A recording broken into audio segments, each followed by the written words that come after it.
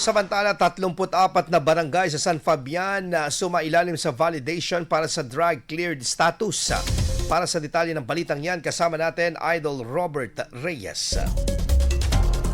104.7 IFM Report.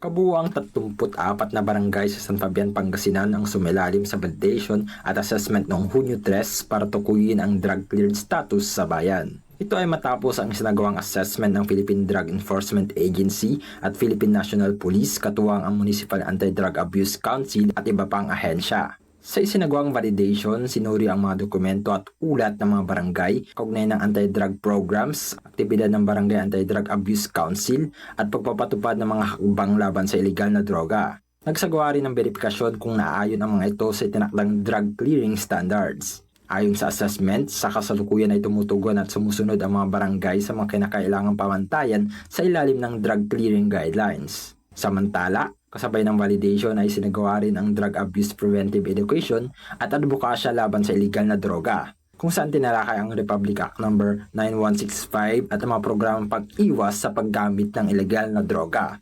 Kasama mo Idol Robert Reyes, Tatak IFM. IFM News. IFM News. IFM News.